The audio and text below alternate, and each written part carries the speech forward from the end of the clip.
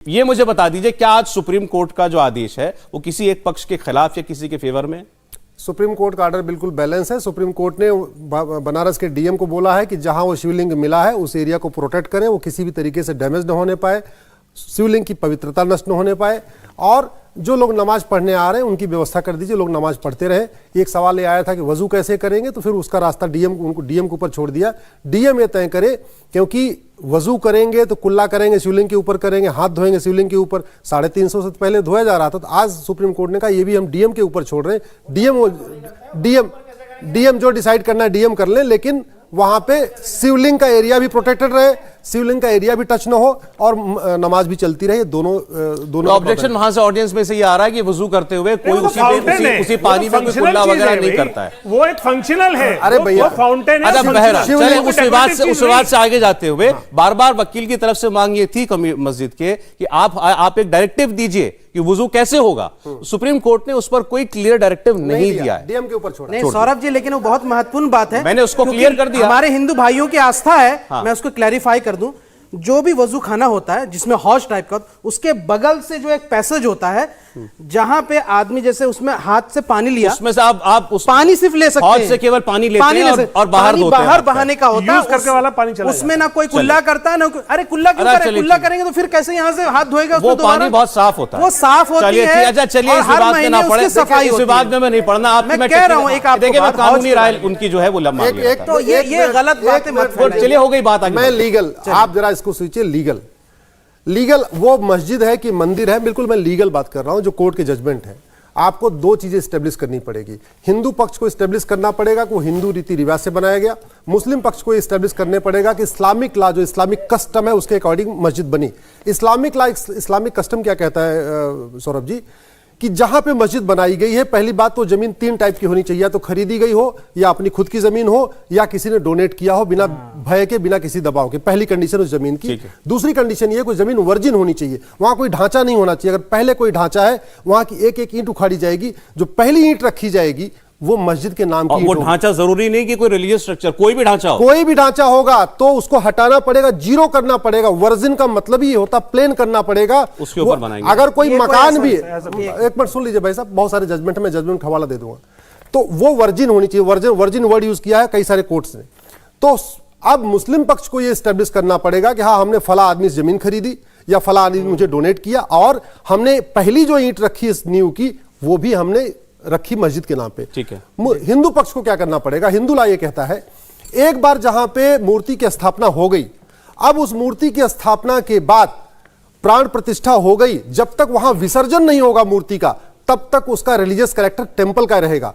आप एक बार प्राण प्रतिष्ठा हो गई, उसकी छत उड़ा दीजिए, उसकी दीवारें तोड़ दीजिए, आप उसकी नींव की ईंट भी उखाड़ दीजिए, जब तक वहां पे विसर्जन नहीं होगा तब तक वो मंदिर ही कहलाएगा। वहां भगवान हो, भगवान नहीं भी हो तो भी, इसमें भी जजमेंट है कि उसका रिलीजियस कैरेक्टर तभी बदलेगा जब वहां से विसर्जन हो जाएगा। एक सेकंड सुनिए प्लीज, मैं आपके पास माइक लेके आऊंगा। हाँ, तो जिस तरीके से, एक मिनट खत्म कर रहा हूं, जिस तरीके से सड़क के ऊपर नमाज पढ़ने से, सड़क पे अरे सुनिए प्लीज सर, बीच में ना बोला, आपकी बात वैसे भी नहीं। जिस तरीके से सड़क पे नमाज पढ़ने से सड़क मस्जिद नहीं हो जाती, एयरपोर्ट पे नमाज पढ़ने से एयरपोर्ट मस्जिद नहीं हो जाता, रेलवे स्टेशन पे नमाज पढ़ने से रेलवे स्टेशन मस्जिद नहीं हो जाता, उसी तरीके मंदिर में नमाज पढ़ने से कभी मंदिर मस्जिद नहीं हो सकता। साहब, जो बात आप कह रहे हैं यही बात मुस्लिम पक्ष कहता है। ओवैसी साहब क्या कहते हैं? तो मुस्लिम पक्ष वो ये कहते हैं आपने बाबरी मस्जिद तोड़ दी, हमारे लिए आज भी मस्जिद है, आप बना लीजिए मंदिर, वो हमारे लिए मस्जिद ही रहेगी, जमीन हमेशा मस्जिद रहेगी। ऐसे वो इसके लिए कहते हैं ज्ञानव्यापी मस्जिद हमेशा कयामत तक मस्जिद ही रहेगी। देखिए, बाबरी मस्जिद भाषण तो आप कुछ भी करिए, कोई मंदिर तोड़ के बात नहीं कर रहा हूं, मस्जिद साबित करके बनाई नहीं गई है। नहीं, वो आप सर, आपके लोग तो ये कहते हैं वहां मंदिर बन जाएगा, हम तब भी मस्जिद मानेंगे उसको। वो तो हमारी मस्जिद तोड़ी जा रही है इसलिए कह रहे हैं। सौरभ, एक बात, हमारी मस्जिद हमसे छीन लेगा, जाहिर बात है आपको उसको मस्जिद सिद्ध करने के लिए औरंगजेब को झूठा साबित करना पड़ेगा।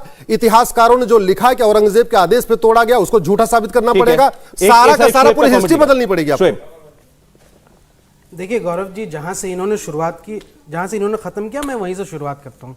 इन्होंने कहा भाई ये कंडीशन होना पड़ेगा कि वो मस्जिद के लिए जमीन जो है वो डोनेट भी किया गया। 1936 में दीन मोहम्मद का केस दाखिल किया गया था, और दीन मोहम्मद के केस में जो जजमेंट आया वो 1937 में आया, और उस 1937 का जो जजमेंट है दीन मोहम्मद के केस में वो बहुत रिमार्केबल है। कोर्ट ये कहता है, मिर्जापुर की सिविल कोर्ट, कि it is declared that only the mosque and the courtyard within the land underneath, यानी नीचे भी ऊपर भी, are Hanafi waqf land and the plaintiffs and other Hanafi Muslim have a right to offering prayers and उर्स।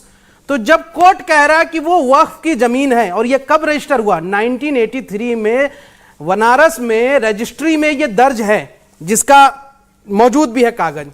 अब सवाल ये होता है कि ये तो जमीन है। 1991 में एक और केस जो है इलाहाबाद हाईकोर्ट में गया, उसका जजमेंट आया 1993 में, जिसके एक वादी अभी जिंदा हैं।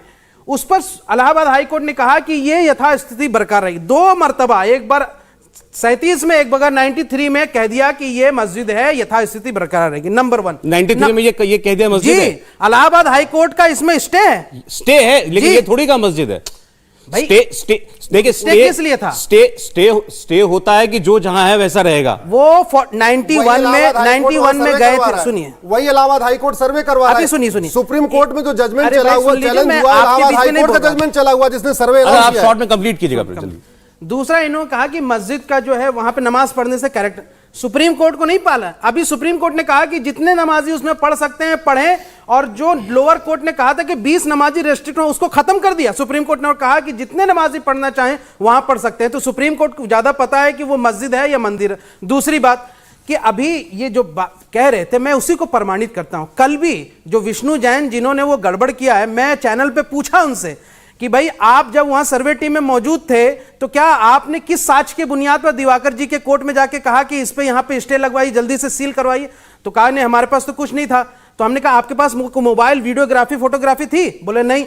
तो यानी वो सिर्फ मौखिक भरवल बुनियाद पर चले गए। और जो दिवाकर साहब ने उसको कहा कि ये शिवलिंग है, इसमें वो बिना साच बिना फोटो देखे, आपको क्या दिव्य ज्ञान आया था क्या? मुझे लगता है आपको ये सारी चीजें जो धज्जियां उड़ी है, ये मजाक है। इस पर आपको नहीं कमेंट करना चाहिए, क्योंकि वो शिवलिंग और उसकी तस्वीर और उसका वीडियो, एक सेकंड, वो जस्टिस चंद्रचूड़ ने भी नहीं देखा सुप्रीम कोर्ट के, लेकिन फिर भी उन्होंने कहा है कि उस जगह को सुरक्षित कर दीजिए। बिना देखे उन्होंने भी कह दिया है। और एक सेकंड, अब मेरी बात समझ रहे हैं आप? होनी थी नहीं, मेरी बात समझ रहे मैं क्या कह रहा हूं? कोर्ट में सबमिट होनी थी ना। मैं कह रहा हूं आपने लोअर कोर्ट के फैसले पर एतराज किया, लोअर कोर्ट के फैसले पर बिना कोई पाबंदी लगाए, आपत्ति किए, उसी वर्बल बेसिस पर सुप्रीम कोर्ट ने भी उस जगह को सुरक्षित कर दिया है। ये बात जानने की है। अब अगले 2 दिन बाद सुनवाई में क्या होगा वो अलग बात है। मैं एक ब्रेक ले रहा हूं, ब्रेक के बाद ऑडियंस के पास भी हम चलेंगे। नहीं, और दूसरी सर नहीं, टाइम ब्रेक के बाद, शोएब जी टाइम ब्रेक के बाद। आप कहते हैं कि शिवलिंग जो है वहां पर है।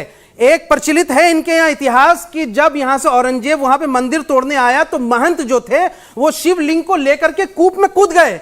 जो कूप है, जो कुआं है, वो दूसरी जगह है, और ये वजू खाना दूसरी जगह है। तो जब वहां कूप में कूद गए तो ये वजू खाना में कैसे आ गया शिवलिंग? ये कॉन्ट्रडिक्शन ये तो एडमिट कर रहे हैं, इंडिया टीवी के चैनल पे एडमिट कर रहे हैं कि औरंगजेब तोड़ने आया और महंत जी शिवलिंग लेके भागे। कूप में कूद गए, आपने एडमिट किया है, तो दूसरी जगह है ना भाई। एडमिट किया है।